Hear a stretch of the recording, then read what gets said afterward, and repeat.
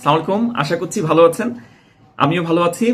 আজকের ভিডিওটা শুধুমাত্র তাদের জন্য যারা মনে মনে ধারণা করেই ফেলেছেন যে আপনারা আমেরিকাতে অ্যাপ্লিকেশন করবেন, এবং আপনারা আমেরিকা অ্যাপ্লিকেশন করার আগে আপনাদের জানা উচিত দুইটা বিষয়, যে আমেরিকান ভিসা দুটো ওয়েতে দেয়, মানে দুটো দিক দেখে দেয়। একটা হলো আপনার অ্যাপ্লিকেশন এবং আরেকটা হলো আপনার ইন্টারভিউ।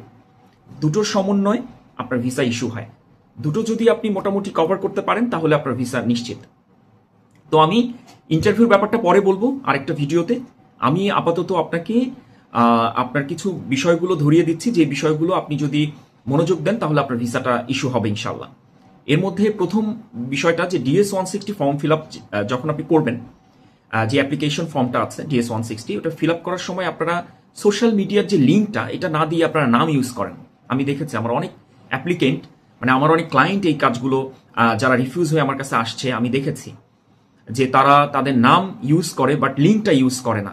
এটা অনেক ভুল একটা ব্যাপার, কারণ ইউএস এম্বাসি কিন্তু আপনার নামে আপনাকে পাবে না, আপনার লিঙ্কের মাধ্যমে আপনার আপনার বায়োডাটাটা পাবে, আপনার ফেসবুক আইডি অথবা ইউটিউব লিঙ্ক অথবা টুইটার যা থাকে। এটা একটা বড় ভুল করি আমরা।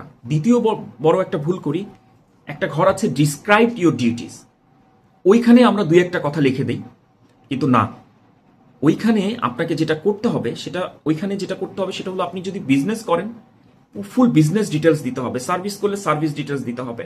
আপনি বিজনেস করেন, আপনি কি বিজনেস করেন, আপনি কতদিন ধরে বিজনেস করছেন, আপনার কয়জন এমপ্লয়ি কাজ করে ওইখানে, এবং আপনি কত টাকা পান ওইখান থেকে, এই বিষয়গুলো আপনাকে তুলে ধরতে হবে। আর আপনি যদি সার্ভিস করেন, আপনি কি সার্ভিস করেন, কি টাইপের সার্ভিস করেন, কতদিন ধরে এই সার্ভিসের সাথে জড়িত, ফুল ডিটেলস আপনাকে দিতে হবে। আমরা যে ভুলটা করি, যে আমি অনেক ফাইল দেখেছি, রিফিউজ ফাইল, যারা দুই একটা কথা লিখে দেয়, এটা ভিসা অফিসার কনভেন্স হয় না। আরেকটা ইম্পর্টেন্ট ব্যাপার, সেটা হলো অনেকের পাসপোর্ট হারিয়ে যায়, কিন্তু আপনারা পাসপোর্টের কথা লেখেন না আপনার অ্যাপ্লিকেশন ফর্মে। এটা কিন্তু ইউএস এম্বাসি ফলো করে, এবং প্রতিটা পাসপোর্ট তারা দেখে এবং মিলিয়ে নেয়। এটা আপনারা ভুল করেন, এটা শুধরাবেন। আরেকটা বিষয় আছে, সেটা হলো যে আপনারা আপনাদের ইনভাইটিং পার্সন, আপনারা যার নাম ইউজ করেন, কন্ট্যাক্ট পার্সন যাকে দিচ্ছেন, ভেবে চিন্তে দিচ্ছেন তো? ওনার ইমিগ্রেশন স্ট্যাটাস কি, উনি কি টাইপের ইমিগ্রেশন স্ট্যাটাস নিয়ে ইউএসএ তে থাকে, উনি কি ভাতা নিচ্ছে, উনি কত টাকা ইনকাম করছে, এগুলো না দেখে আপনারা আমেরিকাতে থাকেন, মনে করেছেন যে না, উনি ইনভাইটেশন দিলে অথবা ওনার নাম ইউজ করলে মনে হয় ভিসা হয়ে যাবে।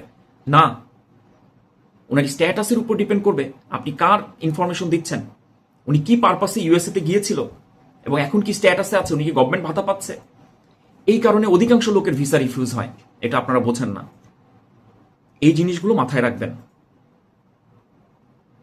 আরেকটা বিষয় আছে, অনেকে ভুল করেন বা বোঝেন না, যে আপনার যদি ইমিগ্রেশন কেউ অ্যাপ্লাই করে থাকে, আপনার বাবা মা ভাই বোন যে কেউ অ্যাপ্লিকেশন করতে পারে ইমিগ্রেশন রিলেটেড, একটা ঘর আছে যে আপনার ইমিগ্রেশন কোনো অ্যাপ্লিকেশন করা আছে কিনা, ওটা তো না বুঝে অনেকে নো দেয়, আমি দেখেছি।